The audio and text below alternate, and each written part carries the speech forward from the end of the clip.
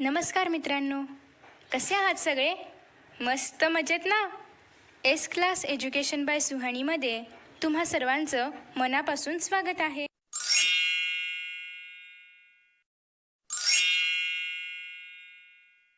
Tenth Standard Science Part 2, Lesson number 7, Introduction to Microbiology.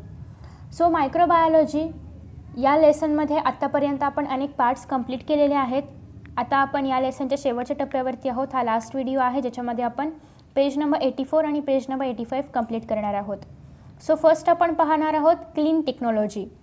So जसं की आतापर्यंत आपण पाहतोय की मायक्रो ऑर्गॅनिझम्स पोल्युशन कंट्रोल करण्यासाठी, पोल्युशन कमी करण्यासाठी कशा पद्धतीने मदत करत आहेत. सो त्यातीलच एक आहे clean technology. Human being has made a very fast progress in technology. मानवाने टेक्नॉलॉजीमध्ये, तंत्रज्ञानामध्ये खूप फास्ट प्रोग्रेस केलेली आहे, खूप फास्ट प्रगती केलेली आहे. However environmental pollution is also increasing with same speed. पण जेवढी प्रगती टेक्नॉलॉजीमध्ये केली जाते तर त्याचबरोबर काही प्रमाणामध्ये तेवढ्याच फास्ट एन्व्हायरमेंट पोल्युशन देखील वाढतं आहे. So let us see the ways of control over air, soil and water pollution with the help of microbes. मग हे जे काही पोल्युशन वाढतं आहे तर ते कंट्रोल करण्यासाठी, मग ते लँड पोल्युशन असो, एअर पोल्युशन असो, soil pollution, water pollution control करण्यासाठी मायक्रोब्सचा वापर कशा पद्धतीने केला जातो आहे ते आता आपण पाहणार आहोत. So microbes have natural ability of decomposing the man-made chemicals.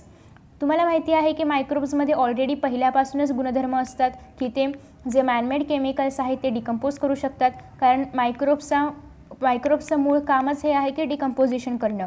So hydrocarbons and other chemicals are transformed with the help of these abilities. So hydrocarbons आणि इतर जे काही केमिकल्स आहेत त्या सगळ्यांचं ट्रान्सफॉर्मेशन केलं जातं मायक्रोब्सच्या थ्रू, कारण त्यांच्यामध्ये डिकम्पोजिशनची ॲबिलिटी असते. So some microbes remove the sulphur from fuel. मग फ्यूलमध्ये जे म्हणजे इंधनामध्ये जे सल्फर असतं, सल्फर हा जो एलिमेंट असतो, जो गॅस असतो, तर तो रिमूव्ह करण्याचं काम काही मायक्रोब्स करतात. Metals like copper, iron, uranium, zinc etcetera leach into environment from low quality metalloids. These are converted into compounds before leaching with the help of thiobacilli and sulphobacilli. So thiobacilli and sulphobacilli हे जे microbes आहेत तर त्यांचा वापर केला जातो. Next आहे can you tell. You must have seen or read the news of dead fishes or oily water accumulating at the sea coast. Why does this happen? तुम्ही काही न्यूज ऐकली असली किंवा कुठेतरी बघितलं असेल की जे ओशन आहे म्हणजे समुद्रावरचा जो भाग आहे, म्हणजे वरती जो म्हणजे समुद्रकिनाऱ्याचा जो भाग आहे तर त्या पाण्याच्या पातळीवरती एक ऑइली लेअर तयार होतो आहे. मग कशामुळे होतो आहे तर एक तर समुद्रामधून जे शिप्स वगैरे जातात तर त्याच्यामध्ये जे ऑइलचे खूप मोठे मोठे असे ऑइल्स कॅरी करून घेऊन जात असतात. तर इन केस जर ते ऑइलचे जे कशामध्ये त्यांनी ऑइल पॅक केलं असेल किंवा जेही ऑइलचे कॅन्स वगैरे असतील ते जर इन केस जर लीक झाले तर ते सगळं ऑइल त्या ओशनवरती पसरतं आणि ॲज यू नो की ऑइल पाण्यामध्ये जात नाही, ऑइल पाण्याच्या वरतीच तरंगत राहतं. सो त्याच्यामुळे एक ऑइली लेअर तयार होते ओशियन वॉटरवरती. So spilling of petroleum oil occurs in ocean due to various reasons. मग पेट्रोलियम ऑइल मग लीक झालं म्हणून होऊ शकतं, किंवा शिपमध्ये काही बिघाड झाला, किंवा अचानक क्लायमेट चेंज झालं आणि शिप बुडाली वगैरे असं काही झालं तर ते सगळं जे ऑइल जे असतं त्यात पेट्रोलियम जे असतं ते भरलेलं त्या टँक्समध्ये वगैरे तर ते सगळं स्पिल होणार, सगळीकडे पसरणार ओके ओशनवरती. This oil may prove fatal and toxic to aquatic organisms. मग अर्थातच आता जर ऑइल लेअर पसरलेला आहे तर तो टॉक्झिक असणार आहे, कारण जे आतमध्ये जे लिव्हिंग ऑर्गॅनिझम्स आहेत, ॲक्वेटिक ॲनिमल्स जे आहेत जे की पाण्यामध्ये राहत आहेत त्यांच्यासाठी हे टॉक्झिक असणार आहे. It is not easy to remove the all layer from the surface of water by mechanical method. आणि हा जो ऑइल लेअर पाण्यावरती जमा होतो आहे तर हा मशीनच्या सहाय्याने काढणं शक्य नसतं.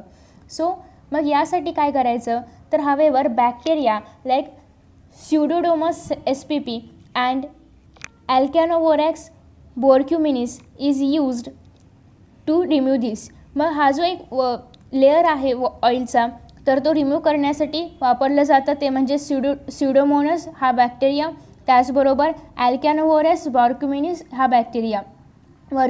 हा bacteria have the ability to destroy the pyridines and other chemicals. मग जे केमिकल्स त्या वॉटरच्या वरती तयार झालेले आहेत तर ते डिस्ट्रॉय करू शकतात, त्यांच्यामध्ये तेवढी ॲबिलिटी असते. So hence this bacteria are use to clear the oil spills. मग हे बॅक्टेरियाज जो तेलाचा थर तयार झालेला आहे तो पण रिमूव्ह करण्याचं काम करतात. कोण? स्युडोमोनास आहे आणि अल्कॅनोवोरॅक्स बोर्क्युमेनिसिस आहे. सो त्याचबरोबर दीज आर कॉल्ड ॲज, मग हे जे सगळे बॅक्टेरियाज आहेत त्यांना आपण HCB म्हणजेच हायड्रोकार्बोनोक्लास्टिक बॅक्टेरिया असं म्हणतो. So HCB decomposes the hydrocarbons and bring about the reaction of carbon with oxygen. म्हणजेच हे जे HCB आहेत म्हणजेच हायड्रोकार्बोनोक्लास्टिक बॅक्टेरिया जे आहेत तर ते काय करतात, जे हायड्रोकार्बन्स आहेत तर त्यांचं डिकम्पोजिशन घडवून आणतात आणि कार्बन आणि ऑक्सिजनमध्ये रिॲक्शन घडवून आणतात. So CO2 and water is formed in this process. मग याच्यामध्ये रिॲक्शन झाल्यानंतर CO2 म्हणजेच कार्बन डायऑक्साईड आणि वॉटर जे आहे तर ते फॉर्म होणार आहे. Okay. So plastic bottles are formed from the chemical substances PET म्हणजे काय? Polyethylene terephthalate polyester. म्हणजेच आज केमिकल सबस्टन्सेस जे आहेत PET पासून प्लास्टिक बॉटल्स बनवले जातात. Nowadays most of urban garbage consist of plastic. आणि तुम्हाला माहिती आहे की शहरी कचऱ्यामध्ये जास्तीत जास्त प्लास्टिक असतं. So it has been observe that species like Vibrio, त्याचबरोबर Ideonella sakaiensis can decompose the PET म्हणजे काय? प्लास्टिक बॉटल्स ज्या केमिकल सबस्टन्सेसपासून बनवले जातात तर ते. Similarly species of fungi like actinomycetes, Streptomyces, Nocardia, Actinoplanes have ability of decomposing rubber from गार्बेजमधलं जे रबर आहे तर ते डिकम्पोज करण्याची पण ॲबिलिटी मायक्रोब्समध्ये असते, बॅक्टेरियाजमध्ये असते. So sulphuric acid is present in the acid rain. Acid rain माहिती आहे की तुम्हाला की जे पोल्युशन होतं आहे, एअर पोल्युशन, त्याच्यामुळे ॲसिड रेन जनरेट म्हणजे आपला जो रेन आहे तर तोच असतो. पण जेव्हा रेनड्रॉप सरफेसवर येत असतात, अर्थ सरफेसवरती, तेव्हा त्याच्यामध्ये एअरमधलं पोल्युशन मिक्स होतं आणि ते ॲसिड रेनच्या याच्यामध्ये कन्वर्ट होतात. So sulphuric acid is present in the acid rain. मग ॲसिड रेनमध्ये सल्फ्युरिक ॲसिड प्रेझेंट असतं. And materials coming out of mines, आणि खणकामामधून जे काय मटेरियल्स बाहेर येतात तर ते. So you know that erosion of metals present in statues, bridges and buildings occurs due to it. आणि ॲसिड रेनमुळे काय होतं की जे स्टॅच्यूज किंवा बिल्डिंग्स वगैरे उभारलेले असतात तर त्यांचं इरोजन म्हणजेच कोरोजन होतं. ओके. म्हणजे ते गंजू लागतात किंवा त्यांचा ऱ्हास होऊ लागतो, म्हणजे थोडे त्याचे जे पार्ट्स आहेत तर ते डॅमेज होऊ लागतात. So sulphuric acid is source of energy for some species of bacteria like. मग सल्फ्युरिक ॲसिड जे आहे तर ते काही स्पीशीजसाठी सोर्स ऑफ एनर्जी, म्हणजे त्या स्पीशीजला सल्फ्युरिक ॲसिडपासून एनर्जी मिळते. मग कुठले बॅक्टेरियाज आहेत तर ॲसिडोफिलियम आहे, ॲसिडोफिलियम SPP आहे आणि ॲसिडोबॅसिली फेरॉक्सिडन्स आहे. तर हे जे बॅक्टेरियाज आहेत त्यांना सल्फ्युरिक ॲसिडपासून एनर्जी मिळते. So hence this bacteria can control the soil pollution occurring due to acid rain. आणि मग हे सल्फ्युरिक ॲसिड स्वतः घेऊ शकतात आणि त्याचबरोबर सॉईल पोल्युशन पण थांबवू शकतात, जे की ॲसिड रेनमुळे होतं तर ते. सो नेक्स्ट आहे water soluble salts of uranium are present in the wastes produced during electroplating and is effluent released in environment from the atomic energy plant. Atomic energy प्लांट्समधून मोठ्या प्रमाणामध्ये युरेनियम वगैरे सारखं वेस्ट जे न्यूक्लिअर वेस्ट आहे तर ते रिलीज केलं जातं. Geobacter convert this salts of uranium into insoluble salts. मग युरेनियमचा हा जो कचरा आहे, युरेनियमचं जे हे सॉल्ट आहे तर ते कशामध्ये कन्वर्ट केलं जातं? Insoluble salts. And thereby prevent those salt from mixing with ground water sources. Insoluble म्हणजे काय? जे पाण्यामध्ये विरघळणार नाही किंवा जे लिक्विडमध्ये विरघळत नाही तर ते इनसोल्युबल. सो त्याच्यामुळे हे जे जिओबॅक्टर काय करतं, जे सॉल्ट ऑफ युरेनियम आहे तर त्याचं कन्वर्जन कशामध्ये करतं? इन्सॉल्युबल सॉल्टमध्ये. इन्सॉल्युबलमध्ये करतं कारण ते जे आधीचं सॉल्ट होतं म्हणजे सॉल्ट ऑफ युरेनियम जे असतं तर ते वॉटरमध्ये डिझॉल्व्ह होऊ शकतं आणि ते वॉटर जर लिव्हिंग ऑर्गॅनिझम्सनी पिलं तर त्यांच्यावरती त्याचा साईड इफेक्ट होऊ शकतो. सो त्याच्यामुळे हे जे आहे सॉल्ट ऑफ युरेनियम याचं कन्वर्जन केलं जातं इन्सॉल्युबल सॉल्ट्समध्ये, जेणेकरून ते वॉटर्समध्ये वगैरे जाऊन मिक्स नको व्हायला. ओके. सो नेक्स्ट आहे microbes and farming. So how the bacteria present in soil and root nodules of leguminous plants are useful. मग तुम्ही बघितलं असेल की प्लांट्सच्या रूट्समध्ये ना म्हणजे असे एक स्पॉट तयार झालेले असतात. तर मग ते ॲझिटोबॅक्टर किंवा आपण 7th स्टँडर्डला बघितलेलं आहे की कशाप्रकारे नायट्रोजन सायकल चालते. तर मग ते जे खाली न्यूडल्स तयार झालेले असतात, नोड्यूल्स तयार झाले असतात, रूट नोड्यूल्स ज्याला आपण म्हणतो लेग्युमिनस प्लांट्सच्या रूट्सवरती. तर ते काय करतात, त्या प्लांटला नायट्रोजन प्रोव्हाइड करत असतात. Okay, so microbial इनोक्युलंट्स.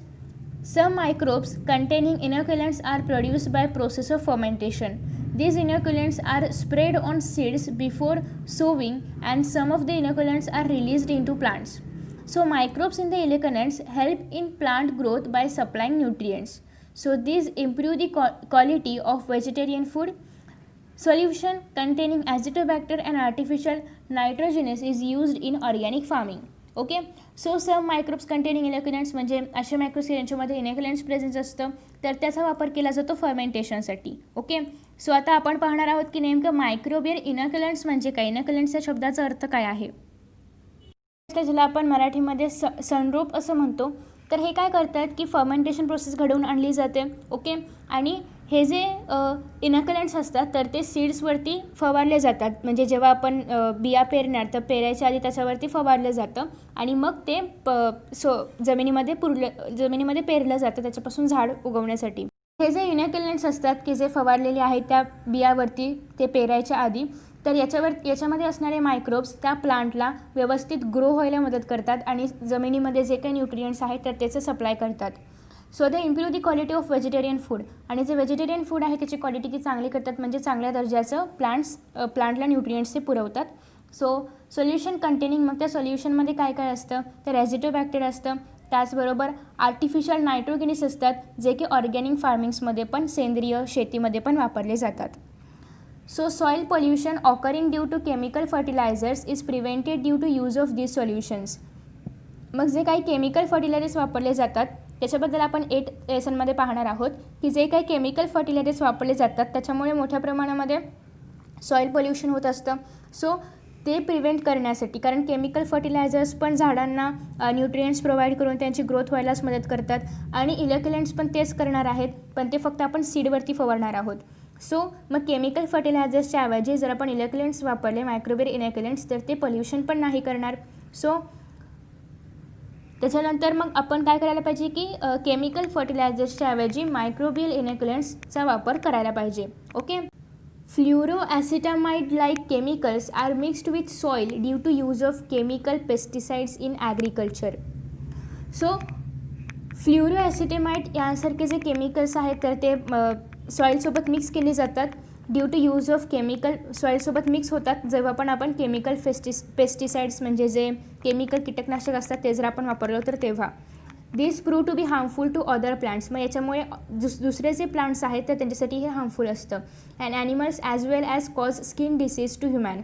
आणि ॲनिमल्ससाठी पण हार्मफुल असतं आणि त्याच्यामुळे ह्युमॅन बिंग्सलासुद्धा त्रास होतो, त्यांना स्किन डिसीजेस होऊ शकतात.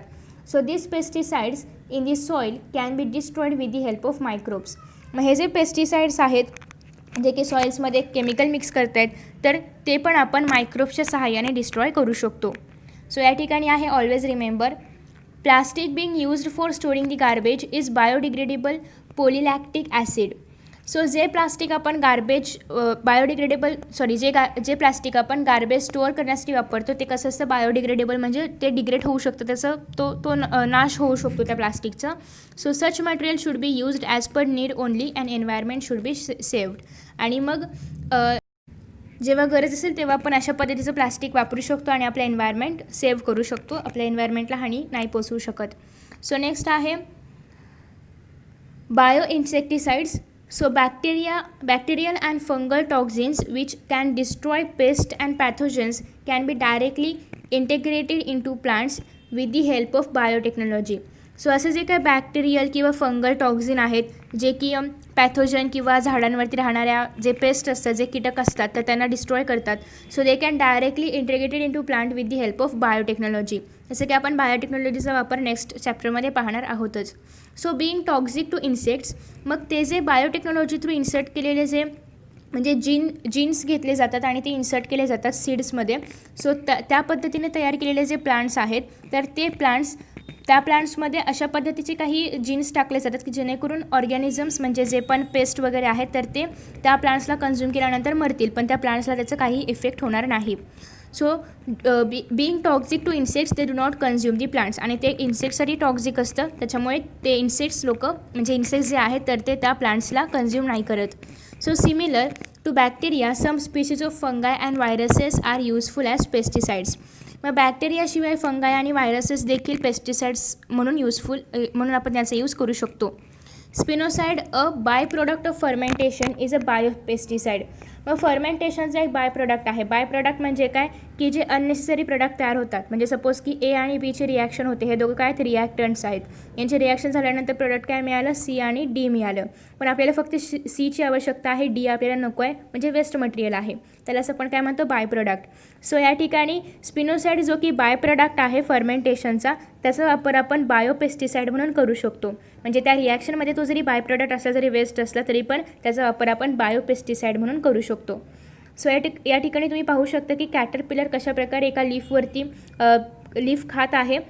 तर हे सगळं थांबवण्यासाठी किंवा म्हणजे जर आपण पेस्टिसाइडचा वापर केला तर त्या ऑर्गॅनिझमला पण हानी पोहोचू शकते आणि प्लांट्सला पण पोहोचू शकते. सो असे काही बायोटेक्नॉलॉजीचा वापर करून असे काही प्लांट्स तयार केले गेलेले आहेत की जेणेकरून त्याच्यामध्ये असं टॉक्सिक आहे की जे फक्त ॲनिमल्सलाच हार्म करू शकतं, प्लांटला काही हार्म करणार नाही. तर अशा पद्धतीने हा होता आपला चॅप्टर इंट्रोडक्शन टू मायक्रोबायोलॉजी. आणि या चॅप्टरमध्ये आपण खूप काही पाहिलेलं आहे, जे की नेक्स्ट जो चॅप्टर आहे आपला सेल बायोलॉजी अँड बायोटेक्नॉलॉजी याचा बेस होता. सो आय होप की तुम्हाला हा लेसन आवडला असेल. त्याचबरोबर सगळे व्हिडिओज तुम्ही पाहिले असतील आत्तापर्यंतचे या लेसनचे. मित्रांनो, तुम्हाला जर हा व्हिडिओ आवडला असेल ना, तर नक्कीच व्हिडिओला लाईक करा, शेअर करा. त्याचबरोबर यांसारखे नवनवीन व्हिडिओज पाहण्यासाठी चॅनलला सबस्क्राईब करा आणि नोटिफिकेशन बेल आयकॉनवर क्लिक करा. म्हणजेच मी जेव्हा यांसारखे नवनवीन व्हिडिओज अपलोड करेन तेव्हा तुम्हाला त्याचं नोटिफिकेशन मिळत राहील. मित्रांनो, असेच छान आणि मस्त व्हिडिओ या चॅनलवरती अवेलेबल आहेत. चला तर मित्रांनो, आता या ठिकाणी आपण इथेच विश्रांती घेऊया. पुन्हा भेटूया नवीन पाठासोबत, नवीन व्हिडिओसोबत, नवीन टॉपिकसोबत.